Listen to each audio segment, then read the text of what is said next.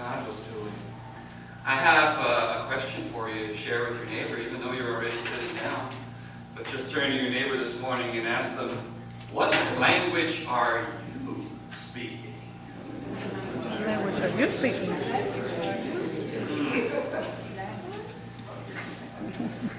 When I was growing up,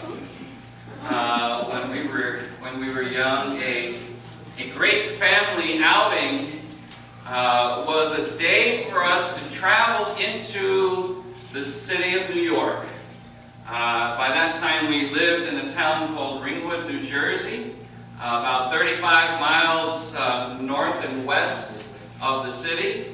And we would drive in every so often, and we would come over. We lived with some mountains there, the Ramapo Mountains, and there's this one road called Skyline Drive, because from the top of Skyline Drive, you were high enough that you could see 35 miles in the distance on a clear day, the skyline of Manhattan, New York City, out there in front of you because of the tall buildings that were there.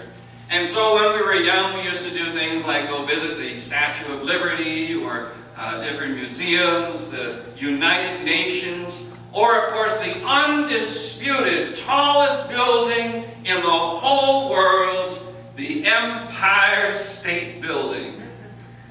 Well, then in 1968, they began to dig. They tore down 164 structures in the lower part of Manhattan, and they cleared way. Then they began to dig down 7 stories into the ground until they could hit bedrock, and they had to build special slurry walls to keep the Hudson River from flooding that area. And there they began to build the World Trade Center towers.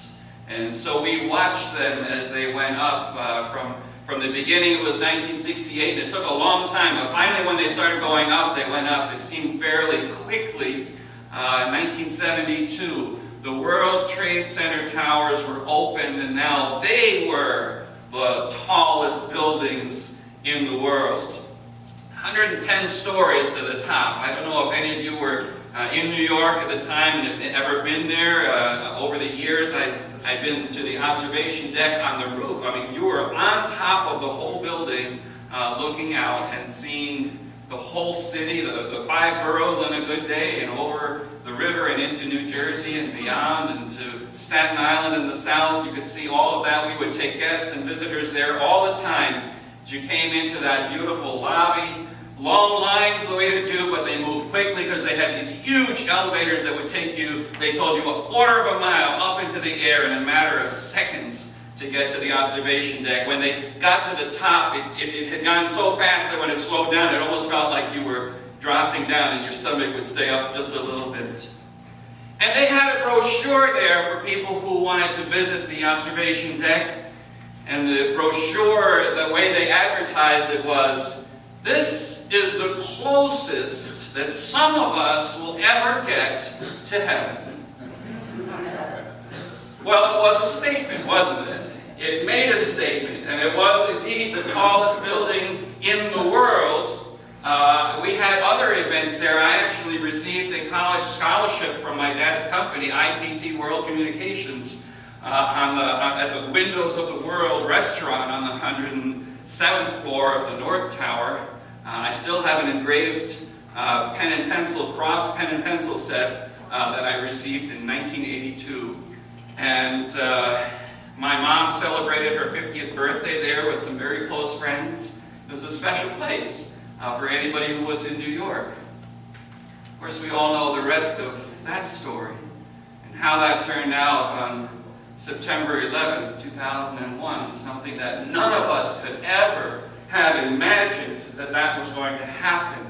When the people were literally scattered, some of them bone from bone and flesh from flesh. When we needed Brother Lawrence to be singing, "My Lord," what a morning, when the stars, it seemed, began to fall, and it seemed to many that the world was coming to an end, or at least there was a great change that was happening and taking place. So that brings us forward to today. Do you know where the Empire State Building ranks now in terms of being the tallest building in the world? It's somewhere in the 30s, mid to late 30s. There are at least 30 buildings that are taller than the Empire State Building is. And the New World Trade Center, anybody know how tall the new One World Trade, the new building is, the Freedom Tower? 1,776 feet, not by accident, but by design to remind us of the year of our country's origin and birth, 1,776 feet. Do you know the tallest building in the world now? Dubai. And I have to look at it to see the name of it again, is the Burj Khalifa. Now, the World Trade Center had 110 stories. Do you know how tall the Burj Khalifa is? 163 stories tall. I know they have an observation deck. That's only on the 148th floor. I don't know that I would actually ever want to go up quite that high. I mean, I did to 110, but I don't know about to 148 or above. It just seems like there's something that says we shouldn't be that high. 2,722 feet up into the air. That's just a little bit over a half a mile. My God.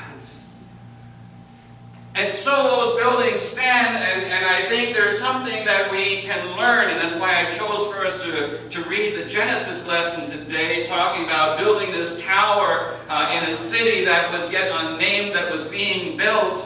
And as they were building it, something happened, and I think maybe perhaps we can take a moment to learn something. And I don't think that the learning is that we shouldn't try to build buildings that are as tall as that building or as the ones that we have now, though that there obviously are consequences to going that far up. So we need to be aware of that.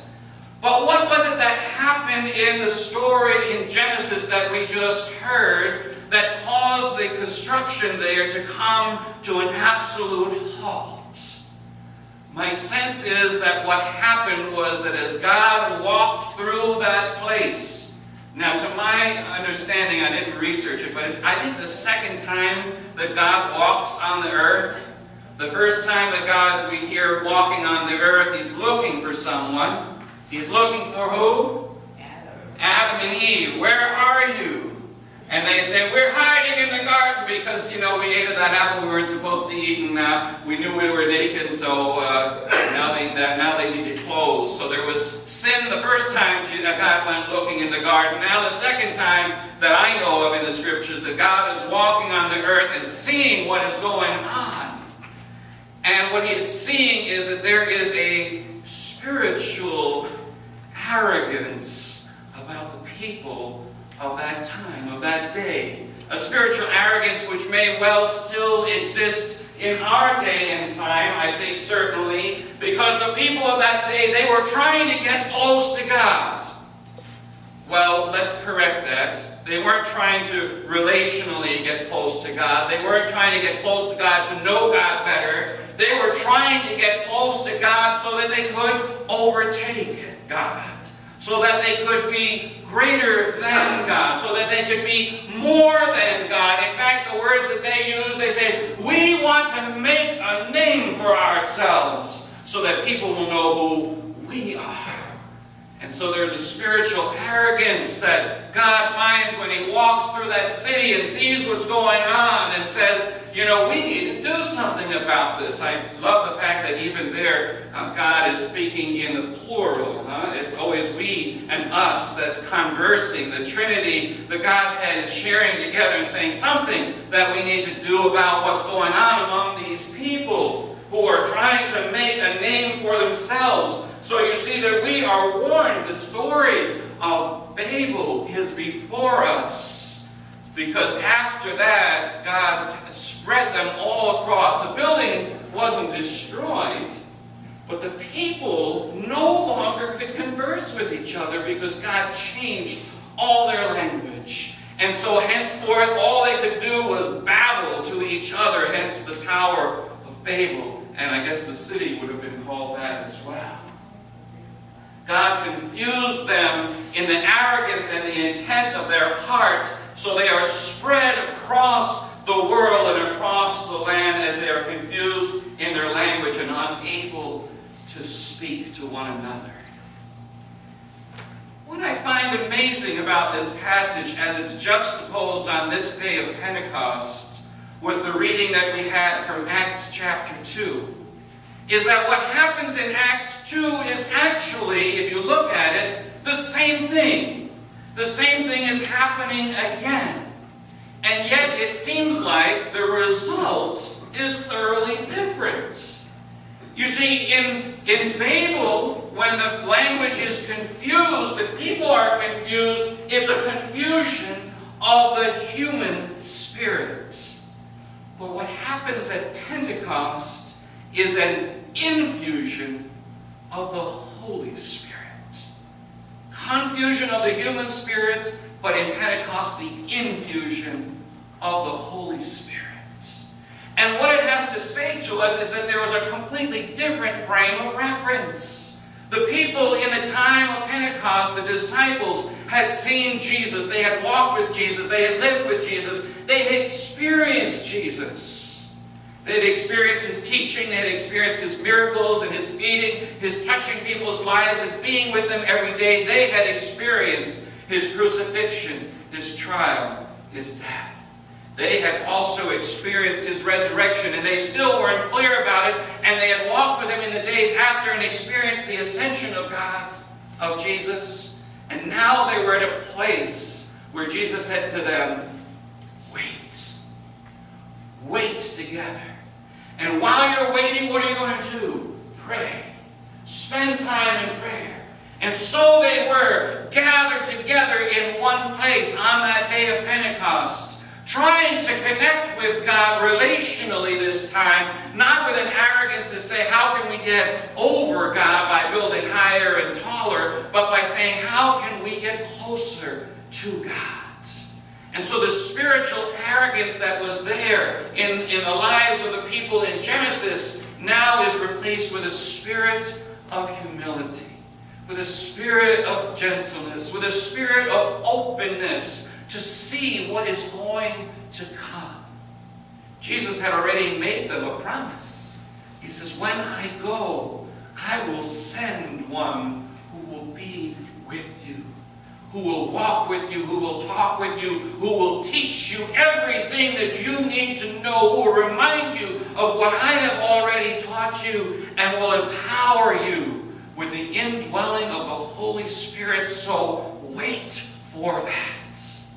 And they wait. And the Spirit comes with a mighty, violent, rushing wind that yet does not damage or destroy, with tongues of flame that sit upon each of the disciples and yet do not burn them or damage them in any way, but empower them to be the people of God. I mean, look at Peter. Look at the change from this man who denied Jesus 3 times and who kept on putting his foot in his mouth. Now he begins, this is his first sermon, and he begins and he preaches, and he said, this is not drunk people standing around chattering because they're full of the Spirit that poured into a glass. No, these now are filled with the Holy Spirit. Just like Joel had prophesied what happened, they are filled with God's power to do and to be the people of God.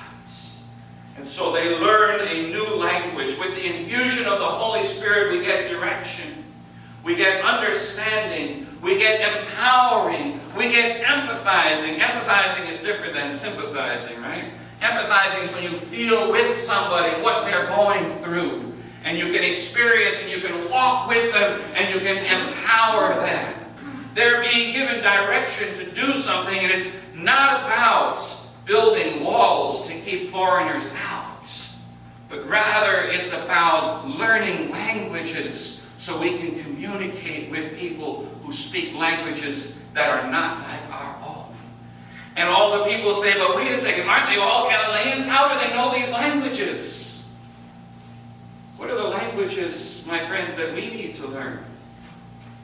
Sometimes it might be Spanish. Sari, I know, is doing a great job of learning French. Maybe we need to learn the language of young people and youth. We need to learn the language of our community so that we can hear what they have in their hearts, that we can hear the desires of their hearts, so that we can move forward with that in power and bring people together. Because what Jesus said at the very end, he says, I have a gift for you. The gift that I give to you is peace. Peace not like the world gives, but peace that I give to you. A peace that passes all understanding. A peace that allows you to be secure, to not be anxious, but to await what God is telling you and to go and do that which God is directing you. So this morning I pray that each one of us will breathe in the Holy Spirit, that we will feel the empowerment that comes to us as the children of God, that we will walk with that into our communities, into our jobs, into our neighborhoods, into those places where we alone have the opportunity to witness to God's presence with a sense of God's peace that indwells and cares for us and carries us. Will you sing with me this morning? Spirit of gentleness, come dwell within me this day and always. In the name of the Father, and the Son, and the Holy Spirit.